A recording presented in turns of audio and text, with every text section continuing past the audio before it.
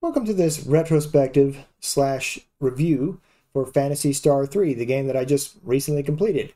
I made a little background video that I'm going to have here where I try to go from each of the individual domes in kind of a zigzag pattern across the world to kind of give us a little more variety with weapons and scenery and whatnot while I go ahead and give you my thoughts. So, having said that, let's go ahead and just jump right on into what I think of the game. So, for my review of Phantasy Star 2, I said one of the things I felt about the game was it felt more like a 12-bit game rather than a 16-bit game. It wasn't a big jump from the first Phantasy Star to Phantasy Star 2. And I still pretty much think that. But I will say that this game, in my opinion, definitely does feel like a proper 16-bit RPG. Not perfect, but it definitely feels like an improvement over both the previous two games in a lot of areas. For starters, we'll just start with the visual aspect, like you can see here in the background. Basically, one of the big improvements here over Phantasy Star 2 is the fact that you see backgrounds in the battle screen. So depending upon like what environment you're in, you'll actually see something rather than that grid that was in Phantasy Star 2. So that was something I always felt was a bit of a downgrade compared to the first game. So I'm glad they brought back backgrounds.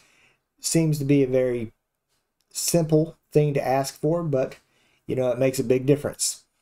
So visually, I think the enemies and the amount of enemies are actually, visually they look good. Probably a little bit improved over Phantasy Star 2, but at the same time, there's also a greater variety. Like I think you could only ever attack two types of enemies at one time in Phantasy Star 2, whereas in this game there can be, you know, like four. I don't know if I've ever seen five or more different types of enemies, but definitely I've seen at least four unique enemy types attacking you at any one time, and there can be quite a few enemies on the screen as well. So it is the enemy variety and visual, you know, things have basically improved substantially over Phantasy Star 2. So that's a very good improvement. I think one thing you could criticize it for from a visual perspective is that you don't see your characters visually attacking the enemies. So like you would see in Phantasy Star 2, you'd see them run up and swing the sword, claws, whatever it was. You would see that happen on the screen. You don't see that now, but to be completely fair, in my opinion, that's a little bit of a minor downgrade, and it's something that I think is easily overlooked, at least in my opinion. Sound-wise, I think the sound is probably about the same. The sound effects are, you know, they're good, they're decent. The music, it's okay too. I mean, I'm not going to say it's super memorable, but it's not bad either. I mean, maybe the opening of the battle basically could get annoying after a while, especially if you leave it going for a long time because there's literally no variation in it. But other than that, I mean, I think the music for the most part, it's serviceable. It does the job. It's not bad. It's not great. It's just good. It's fine. It's not the greatest in the world, but it's definitely not something that I wish I could turn off because it's make my ears bleed. Let's put it that way. I will say that we'll talk a couple things about gameplay wise. I feel that one of the improvements that this game had over the last two Phantasy Stars for sure, especially Phantasy Star 2, is the level of grinding. There's not as much grinding needed for the most part, with some exceptions. You can, I mean, you still have to grind, but I feel like the grind in Phantasy Star 2 was much more lengthy compared to this game. And in this game, it felt like every time I had to do a grinding session, it was usually only for about like 30 minutes or so, give or take. Now, like I said, there are some exceptions, and I'll get into those in a minute when I start talking about the story. But for the most part, grinding wasn't too bad in this game compared to the previous one. Having said that, I do feel like the encounter rate was still pretty insane in a lot of areas. A very high encounter rate for sure. So if you like, or don't like, I should say, games that have a high encounter rate, that would definitely be something that would play against this game in a lot of people's minds. So the encounter rate is it's not consistent, but it is usually, it's consistently more on the heavy side, but sometimes it's not as you know, frequent as you would think it would be. So encounter rate can get to be ridiculous sometimes. So that's been pretty much a you know, a hallmark of all three Phantasy Star games up to this point. So not a huge change there as far as that's concerned. Controls. I definitely have to talk about the controls of the game. One of the things I criticized Phantasy Star 2 for was the inability to target individual enemies on the screen. And that is something that is definitely remedied in this one, and it makes a huge difference, especially when it comes down to strategy. Depending on the type of fights that you have, you need to have that ability to strategize where you're going to attack. And so that, you would think it'd be just a little minor improvement, but that minor improvement can make all the difference in the world when you're playing a game of this type, especially when you're being attacked by multiple enemies at any one time. So that's a huge marked improvement over Phantasy Star 2. The auto attack system, it's still pretty good. It works great. And, you know, when you're dealing with trash mobs and you're just like trying to grind for those times when you are grinding, then the auto attack system works very well. It doesn't automatically do the last technique you used the last time. So from that perspective, I think that's different than Phantasy Star 2, whereas Phantasy Star 2, I think they would keep trying to use a technique if you had used it previously, whereas they don't do that here in this one. I actually think that's probably a good feature, because you could waste technique points if it did do that with an auto attack. So probably a good feature.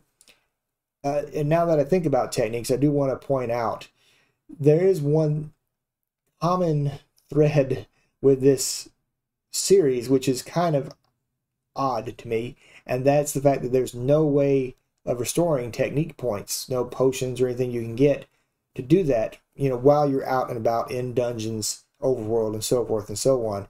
So I'm not sure why that continues to be something that is not available. But having said that, this game is much better about providing a good pool of technique points for the characters. So it's not as big of a deal as it was in some of the earlier Phantasy Star games, both 1 and 2. So you do have a lot of technique points, and that helps out quite a bit with your ability to use techniques.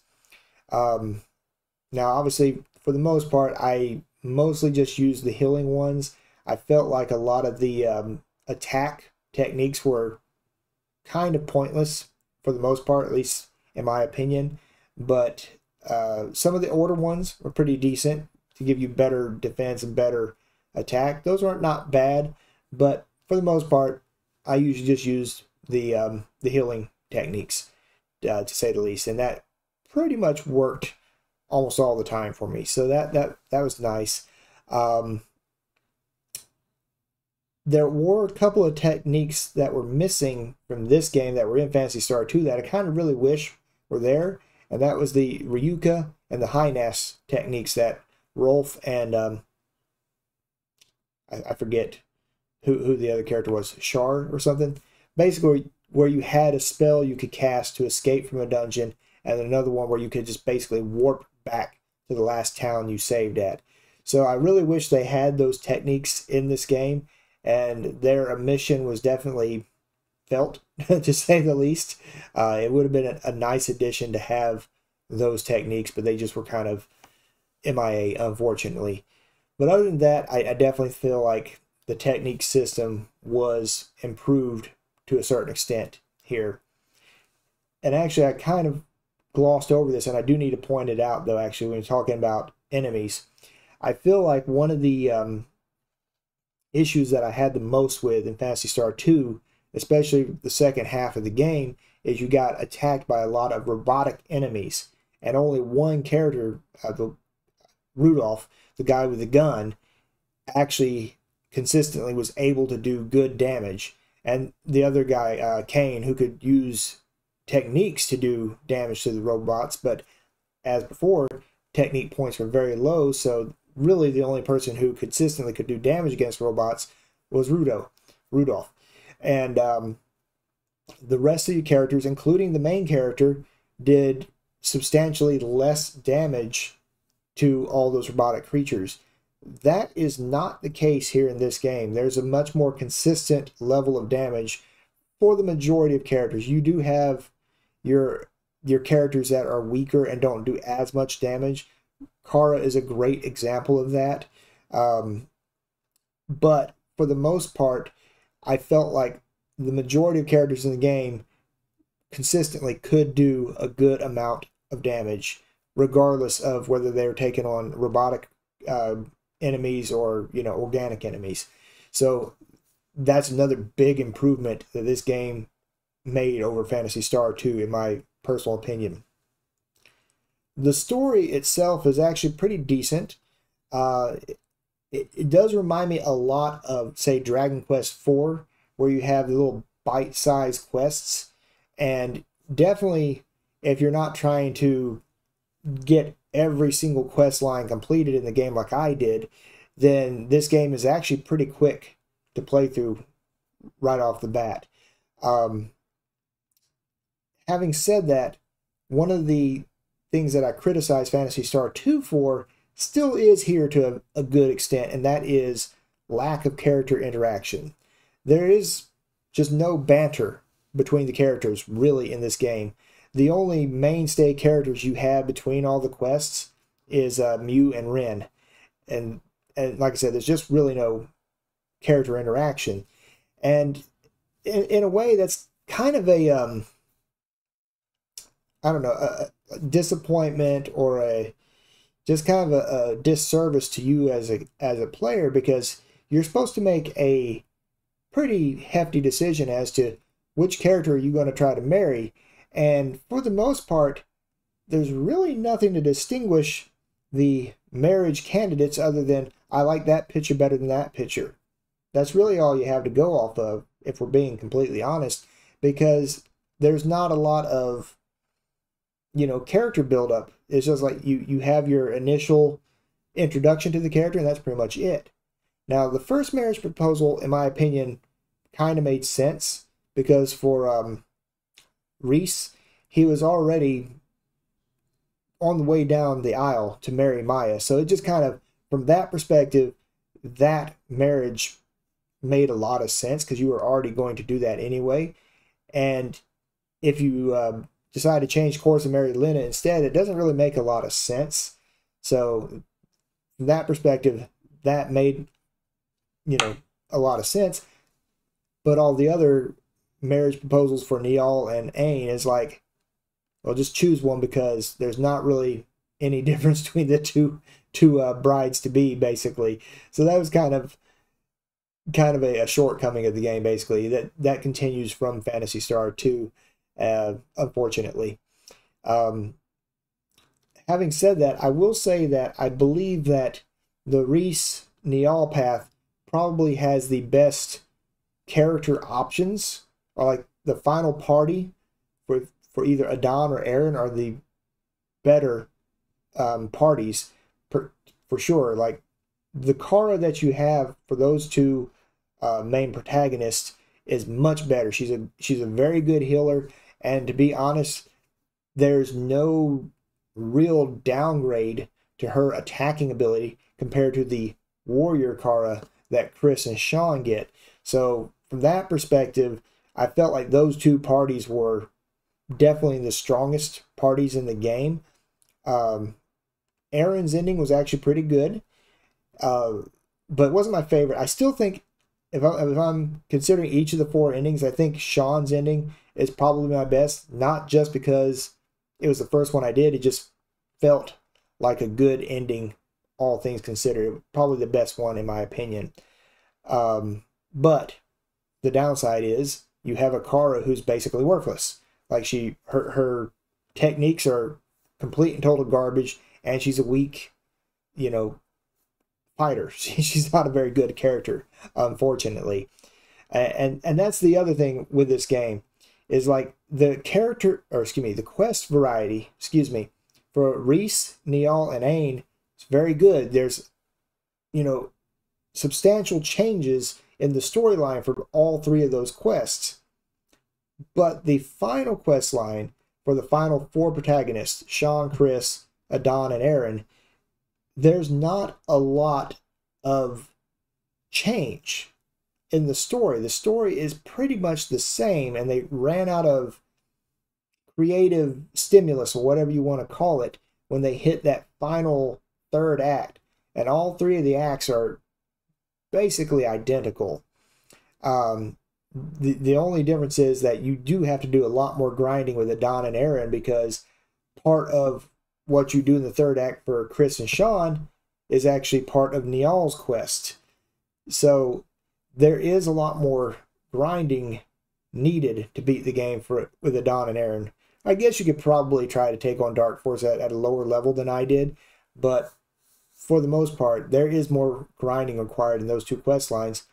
But the upside is your party is much more capable, really, at the end of the day.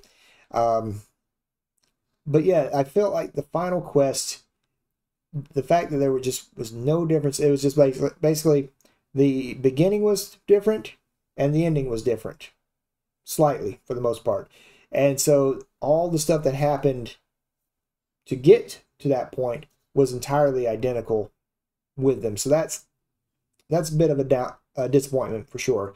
I wish they had the same amount of creativity for the final quest, all four final quests, that they did for the previous three quests early on. So that's definitely a criticism. I think that is fair for the game. But overall, at the end of the day, I felt like I just had a better time playing this game than I did Phantasy Star 2.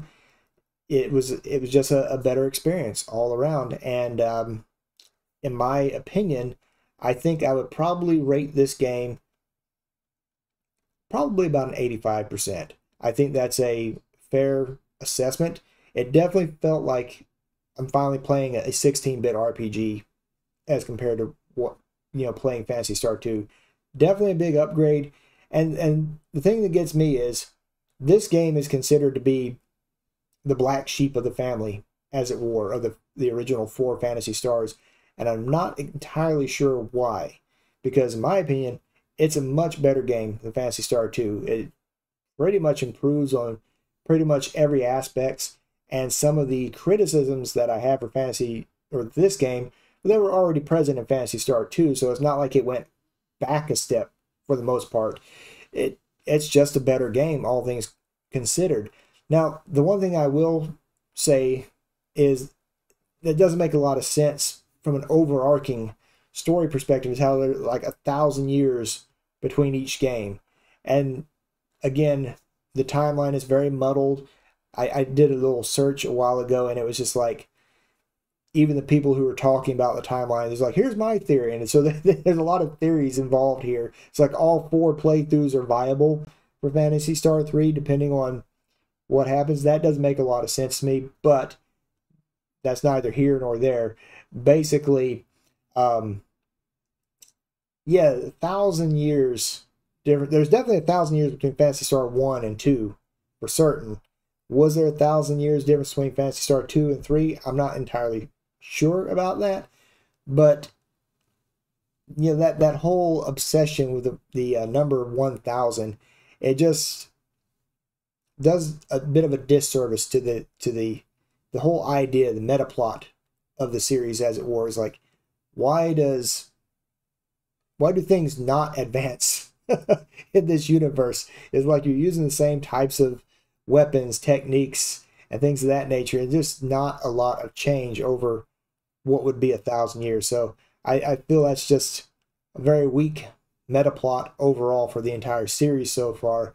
But at the end of the day, that doesn't really affect this individual game and how does this individual game play. And from that perspective, I think this game is a good 85%. And I wouldn't give it a strong recommendation, but I do recommend playing Phantasy Star 3. It's a pretty good time.